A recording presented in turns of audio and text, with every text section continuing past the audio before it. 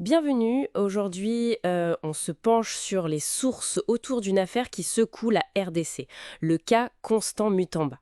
On va essayer de décortiquer un peu ce qui se passe avec lui. Oui, bonjour. C'est une figure qui incarnait un certain espoir de renouveau pour la justice là-bas, et qui se retrouve au milieu d'une vraie tempête politico-judiciaire. Exactement.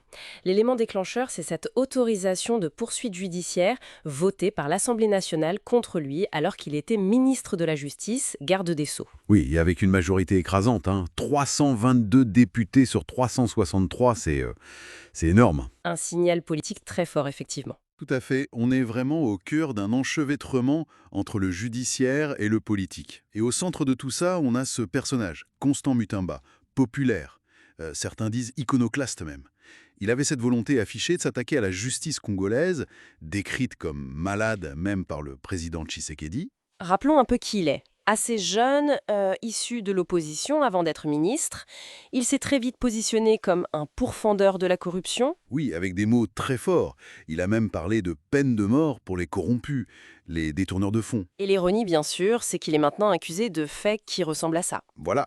L'accusation formelle, c'est des soupçons de détournement de deniers publics. Mais c'est là que les analyses juridiques qu'on a pu consulter deviennent intéressantes, sur la solidité même du dossier. Qu'est-ce qu'elles disent, ces analyses? Bah, par exemple, il y a la commission parlementaire qui a estimé les indices sérieux. Mais des juristes dans nos sources se demandent si c'est vraiment le rôle du Parlement de faire ça, de juger la force des preuves. Ils empiéteraient sur le judiciaire, en fait. C'est la question posée, oui. Et sur le fond, juridiquement parlant, l'argument principal qui ressort, c'est pour qu'il y ait détournement, il faut trois choses. L'acte matériel, l'intention et une base légale. Or, les infos qu'on a suggèrent que les fonds en question, ils auraient été bloqués avant d'être utilisés. Ah oui, bloqué avant, C'est ce qui est dit. Donc si c'est vrai, l'acte matériel, il manque. même si on pouvait suspecter une intention. Exactement. Et en droit pénal, le doute, il doit toujours profiter à l'accusé. C'est la présomption d'innocence. Sans cet acte matériel concret, prouver l'infraction, ça devient très compliqué. Hmm. Et il y a aussi cette affaire de récusation qui revient dans les sources, non? Oui, tout à fait. Mutamba avait essayé de récuser le procureur général près la Cour de cassation. Il le trouvait partial. C'est un droit garanti par la Constitution, mais sa demande n'aurait pas été respectée. Ce qui ajoute, disons, une couche politique très nette à la procédure judiciaire. Ben voilà. Et cette fragilité juridique perçue par certains analystes, plus le rejet de sa demande de récusation, ça nourrit les soupçons d'une justice sélective, une justice par échantillon. Surtout quand on compare avec d'autres affaires. Exactement. Le contraste est frappant.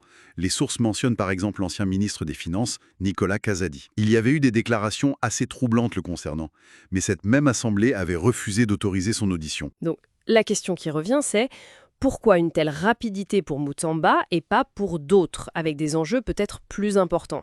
C'est ça. D'où la thèse, très présente dans les analyses qu'on a lues, d'une manœuvre politique. Pour écarter un ministre qui dérangeait trop. C'est une lecture forte, oui. Ces actions, ces réformes, ça bousculait.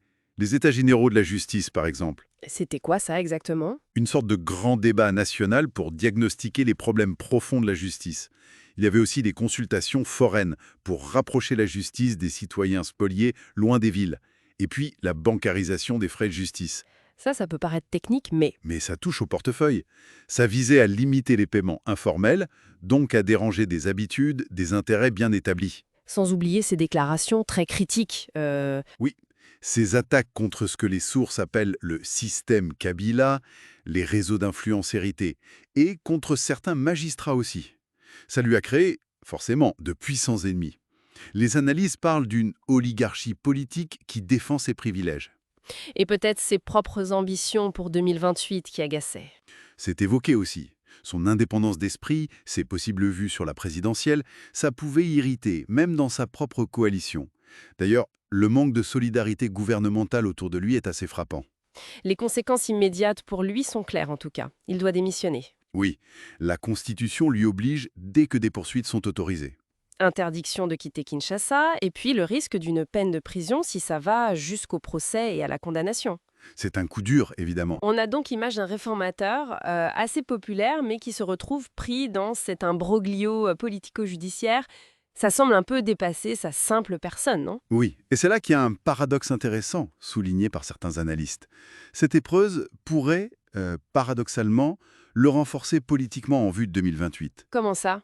S'il y a un procès, il pourrait s'en servir comme d'une tribune, se présenter en victime du système qu'il voulait combattre. Mhm. Souvent, politiquement, victimiser une figure populaire, ça peut se retourner contre ceux qu'ils font. C'est risqué. C'est une perspective intéressante. Pour finir, une réflexion qui ressort de ces lectures. Au-delà du sort de Mutamba lui-même, qu'est-ce que toute cette affaire révèle sur les blocages profonds, les obstacles à la réforme de la justice, à la lutte contre la corruption systémique en RDC? Oui, et sur la capacité de ce que certains appellent un système de prédation, hérité du passé.